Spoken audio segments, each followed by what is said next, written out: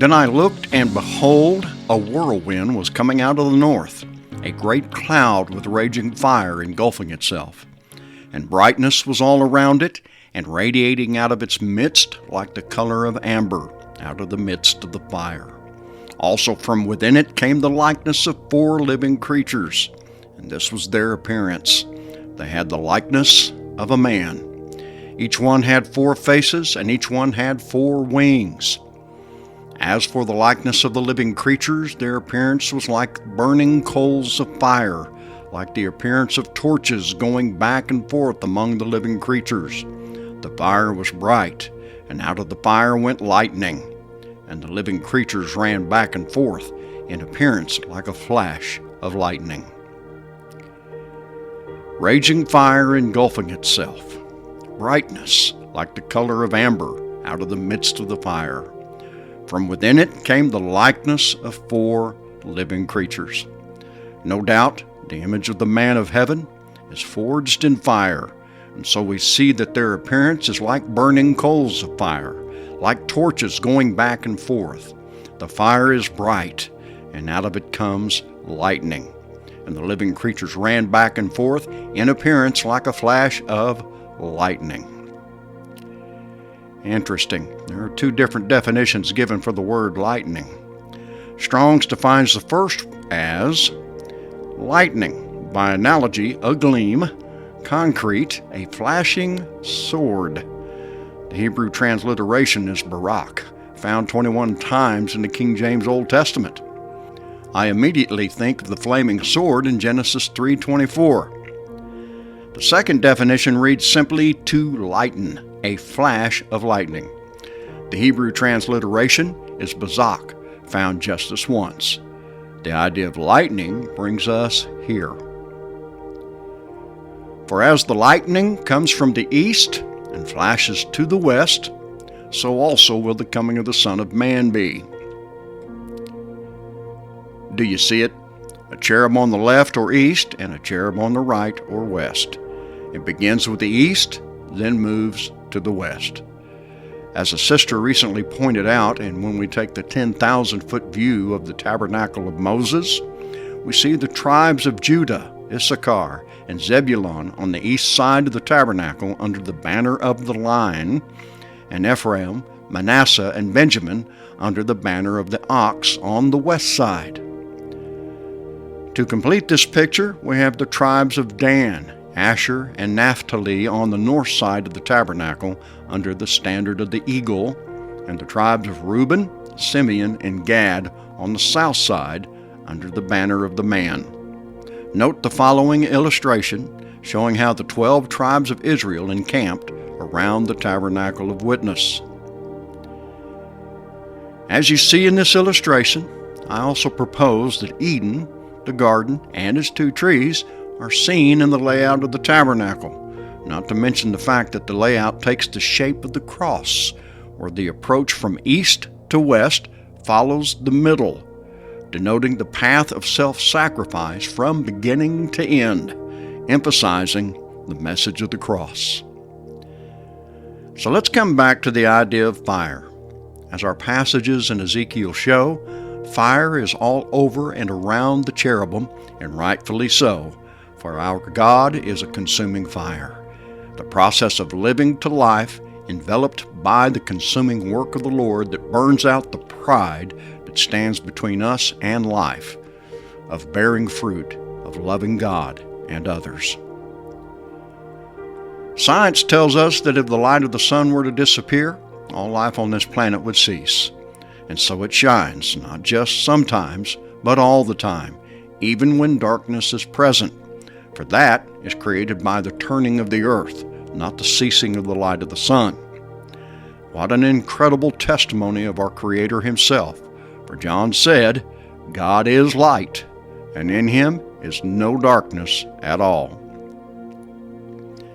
It's from within the raging fire that the likeness of 4 living creatures appears, their 4 faces reflecting the image of Christ in us.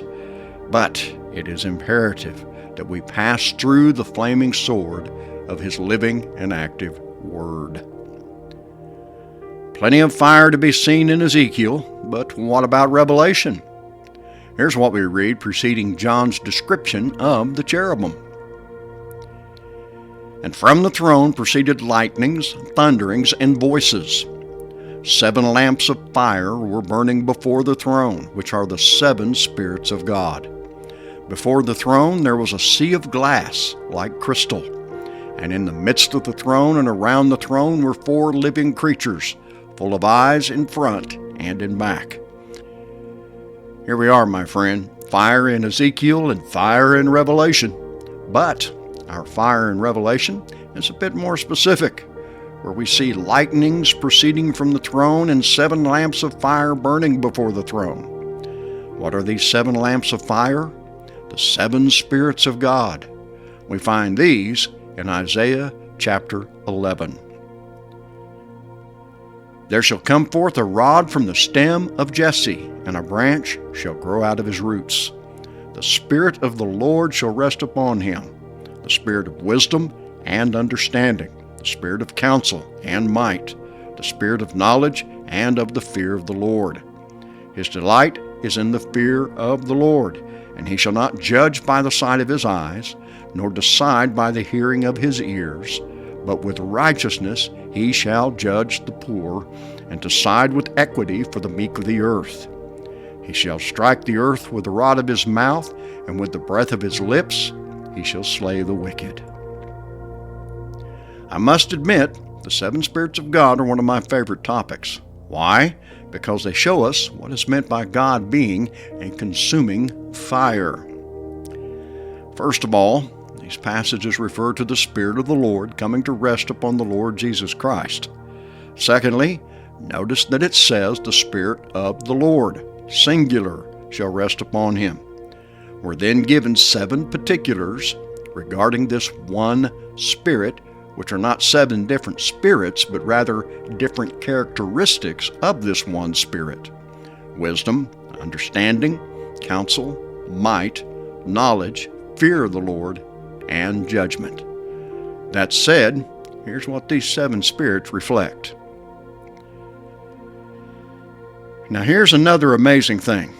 The 6 characteristics listed in our 2 categories are seen in type on the 6 days of creation, where the light of the first day is God's wisdom.